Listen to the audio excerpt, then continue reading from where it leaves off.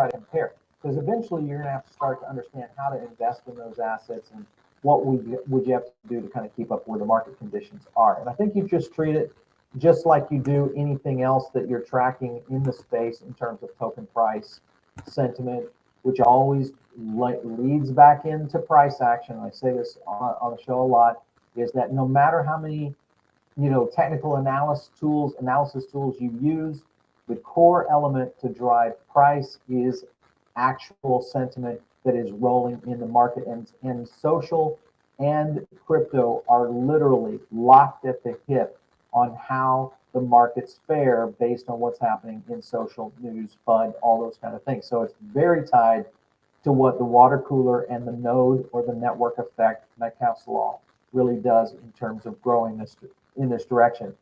Sandbox retraced to key levels as sand price prepares to skyrocket 30%. This is a particular FX Street analyst that's been saying, hey, maybe we think this might actually start to adjust. Sure, it adjusted down, but we think it's going to reposition and have another potential high. And I'll show you a chart here in a minute to kind of jump into that.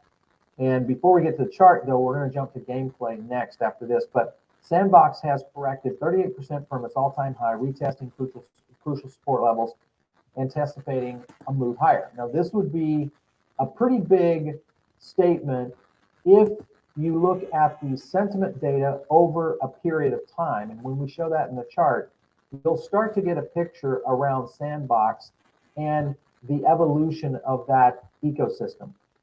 Not only the game and what they've been able to do so far in the alpha, but what the community is starting to do in terms of reacting to that. Because remember, it's kind of like with traditional Web 2 games, whether you're a Fortnite player or a Call of Duty player, or any of those communities are massive, and they help move the needle in terms of how that game is won, in some cases even architected, but definitely in terms of how that game is adopted by new players and other players that are converging over. So this works the same way, I think, in blockchain, if you look at how the gaming industry has kind of developed. So I think blockchain gaming will start to move in that direction. But the key here, of course, and I've said this many times, is that we've got to be able to accelerate the blockchain gaming into real AAA gaming level quality. I think that will be the big case. Next thing here, if SAND produces a lower low between 377, it will invalidate this bull thesis. So if it does drop, it does not look like it's falling down below that. After getting rejected at the trading range midpoint and declining trend, it does show signs of heading a little higher according to this chart. Whether or not this plays out to what our chart will say, you got to stick around. You're going to check out this this most recent sentiment data. And then in this condition, investors can expect SAND's price to retest if it does break through and hold at 677 hurdle, which would be a run up from 527. Again, a 30% ascent on Sandbox. And you can kind of see what they're potentially estimating right now. And there's a reason for this. This bullish outlook has a lot because many metaverse games did take a little bit of a price adjustment, though there were a handful of projects that were unfazed. And in some projects, they actually accelerated during this last dip. Now, if you saw our videos previously on Bitcoin and Ethereum, we still think there might be another correction coming, whether it's going to be as deep as the one we just lived through. But I do show, and if you watched that last episode we did on Bitcoin, make sure and check it out because it does show, we did a TA analysis with Evan Aldo, and the model was showing a little bit more of a correction, not a big one, but a correction that we would see potentially maybe coming back down to 42K. But the point is that these metaverse games and also just the metaverse projects in general did not have the massive impact that in the past we would have seen a fallout style of condition, much like ETH did not have that big of a fallout. So anyway, we're going to try to jump over to some gameplay here on Sandbox to kind of give you guys an idea of what this environment really looks like and feels like. Maybe this is the first time you've looked at it. Each time a member, obviously you'll build your own avatar before you go into the game. It is a PC-based game, which is why I'm not playing it here on my desk. but because I use Max, of course, here for this, but it is a PC-based game. You can kind of see a little bit here as you can move around within the different environments. So I think are, this is one of the most, at least in my opinion, is one of the most advanced. So there we are taking a little selfie with Snoop. And I think the cool thing is that as this eventually starts to really kind of explode, there's going to be so many more brand integrations. We're going to see a lot more gameplay development in this. Right now we're cruising around the gallery, checking out a lot of the NFTs. There's Bored Ape over there, moving out into the open, which is more of the overall world of Sandbox. And obviously we'll see some other players coming in because this is a live stream that we're actually giving you guys live gameplay. So the point being is that as I think this, and really when you think about it, this is one of the most mature games that are out there right now, especially when it comes to blockchain. And I think this is the key with a lot of games as we develop and moving on into kind of this next layer, is we've got to be able to get games at this level. Now, the question is how many games will be able to kind of accelerate their development and their rollout. Remember, this is an alpha that you're seeing right here on screen right now. So all of that is very positive, very bullish. And I think Sand is in a position. I love that character right there. That's a good one. I think Sand is in a position right now to really do some damage in the early parts of how this game is going to roll out. I don't want to stress our studio PCs too much as we live stream here, but because we're bringing in cameras and streams and different feeds and all that good stuff. But as you can see, this is a good one. I like it. It's definitely one that I think is going to be a fun environment to play in, and then of course just being able to acquire assets, the digital NFT side of it. This just opens up a whole new layer of where Sandbox is going. Let's get to the chart and dive into this, because this is where I think everybody's kind of looking is whether or not this is the time to buy Sand. Let's take a look quickly. And I want to show back all the way back here into really one of the first points that we started looking at Sand when it was starting to take off. It had been priced right around 81 cents. One of our first videos that we actually recorded Sentiment had scored Sentiment at 68.55 and a 69.23 on AMP. That identified a little bit of a upward movement, and of course that's what we ended up seeing right here, was this movement right here. And of course that was from this point to there, that was almost 160% move. So a little bit of a parabolic. Obviously we saw a little bit of a dry spell here. We did see some growth right here, which was right after our last or our previous, which this was November 11th. That was a 74 and a 75. Again, another move up to a high, another 144% on the movement there. And if you continue to look how Sand started to fare, except for this price correction here and here, this one was on November 28th. And then this one right here was the one, of course, we saw on December 4th last weekend. And you'll notice here, Sentiment right here, let me get my marker so you can kind of see. Sentiment right here at 74.52. It continued to climb at 77.09. It adjusted a little bit right here at 75, but AMP kind of held with it. And AMP was holding a little bit on the line there. The only thing that concerned me was this one right here, where we did see Sentiment still holding, but amplification did not hold with Sentiment. This was the first time that we had actually seen this occur. However, because Sentiment has been holding above the 70 line for such a long time, we still think this is going to be one of those projects that will continue to really start moving. And if you look at what we've got right now on our estimate of where we are right now, even though we do show a little bit of potential here for a little bit of a fall off, we're in the 57, 58% potential bull range here, as opposed to what FTX's analyst was talking about, a 30% run. Our low on Sand, we think could be around 461. Our high in the short term is on this line at 680, which is very similar to the 677 price that FX Street and their analyst was talking about. But our real bullish side shows us all the way up at almost $8 for sand. Now, could that happen all the way out into the middle to late December? Sure. This is definitely one of those times in which we may start to see some of these corrections occur. Remember, one of the key things here, again, even though it's not directly related and tied to Bitcoin and Ethereum and some of the, the meta, I should say, the blue chip alts, this is one of those projects that seems to be holding, even though the retracement was significant, seems to be holding. We're not seeing that kind of super fall off like we did in some of the edgier projects. And this is a strategy that I've talked about for quite some time, is flushing out the lower 20% of your projects.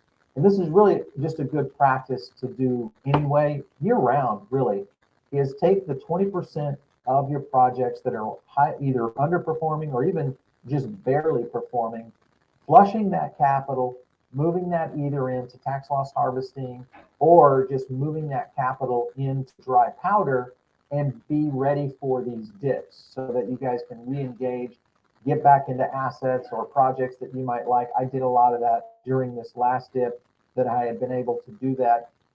Luckily, we have been doing it during a video that we've been running several series on, which is our super risky portfolio video. Make sure and check those videos out because it kind of shows you the process of how to identify projects early and then also how to get out of them at the right time. So back to sand. Right now we show it very high on the CPI score. This is still a super buy for us. We think this is a good price right now, trading at $5.29. Anything under that 550 range is in a good position. If you think about where this has come just since last the 4th, which it had that nice little dip, and then it bounced almost immediately right back up to $6.11.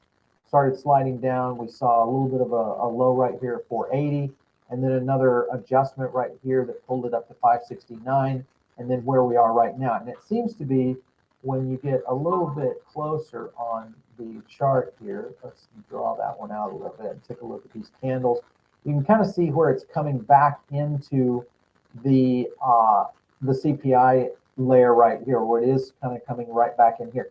As I said, the only thing I'm a little bit concerned with is this period or section right here, which is right here around December 9th. So this could happen maybe tomorrow. As we see, there are a few things that are happening in the market that kind of can affect this. So good stuff to look at. We're going to get to some questions now to kind of understand kind of where potentially Sandbox might be going, but also some of the projects out there that you guys might like. A couple of questions coming in. All right, so this has come from PBNJ Astronaut. Paul, does your analysis point to the possible Sand 100X in 2 to 3 years? Thanks for all your awesome updates. 100X in 2 to 3 years, that would be, okay, so there's a couple of ways that could happen. There's been projects that have been able to do that. Remember, the metaverse is so young right now. The likelihood of massive deals that are coming in the space are real. The likelihood of major sports, major celebrities, major brands. The bigger question I have to be able to go to 100X is that you need something very important, and that is adoption.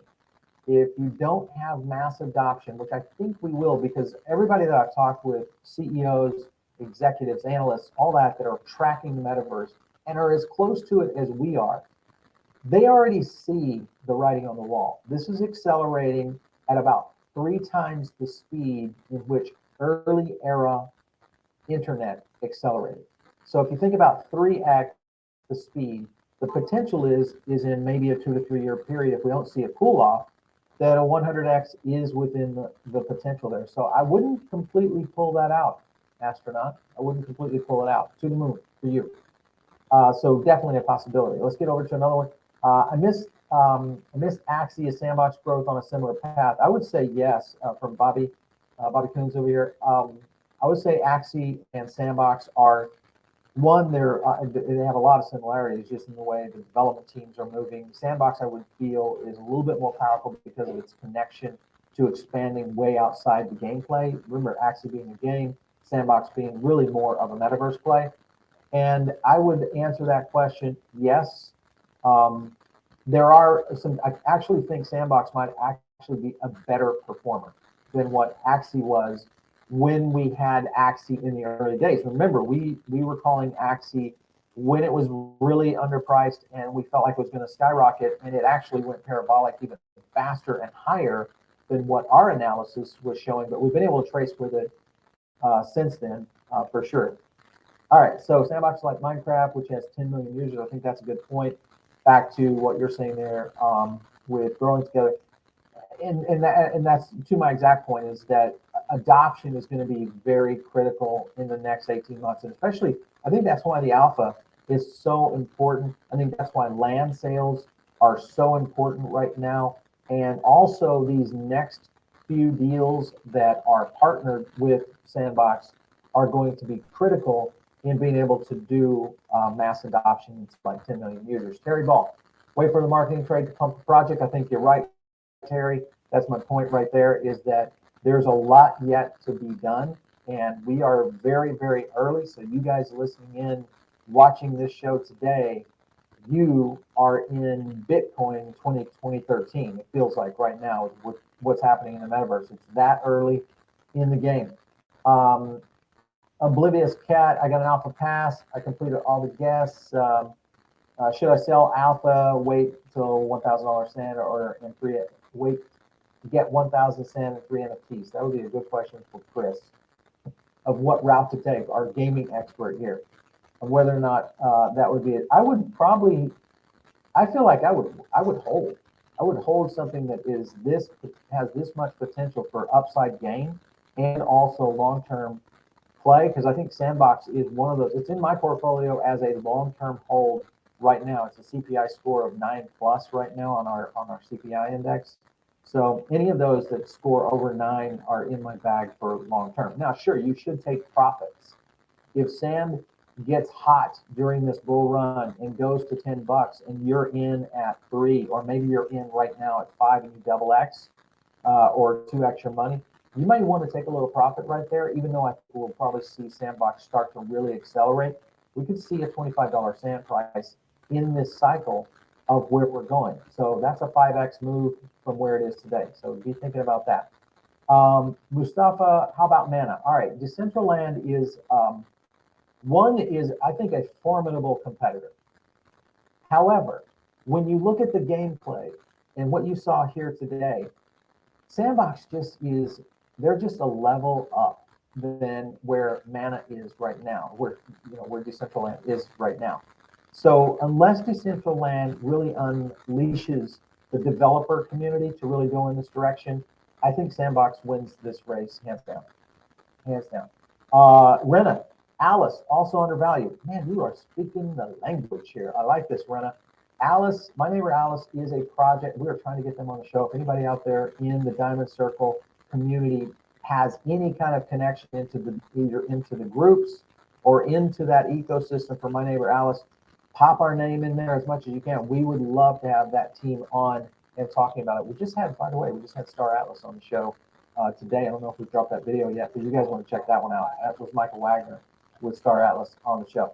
All right, Birds Bees, when's your next Diamond Circle wheel spinning? Hey, man, it's funny you say that. We might be having a Christmas spin-off here pretty soon. We're going to be doing something special around Christmas. We think there's a timing right around our 250,000th subscriber.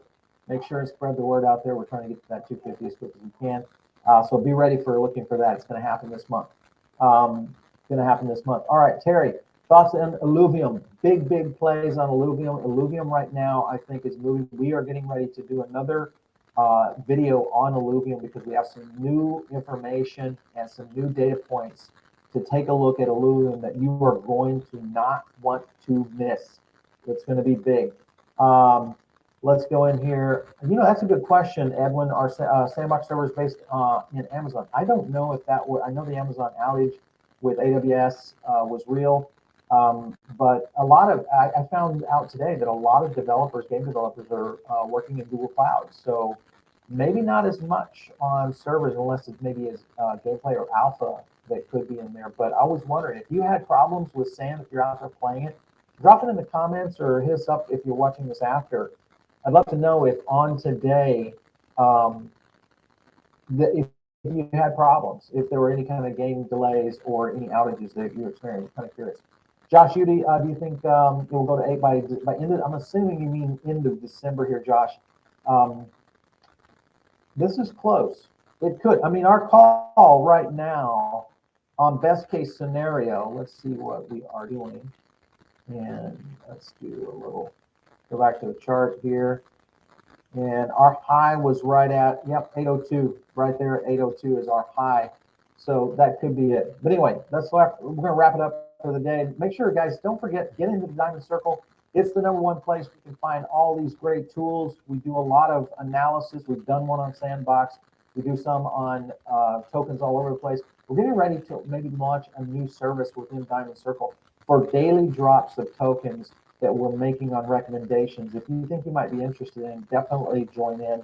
Just hit the link below in the description to get into the Diamond Circle. Of course, if you want to reach me, you can do it on Twitter. It's @PaulBarron. We'll catch you next time right here on Tech Back.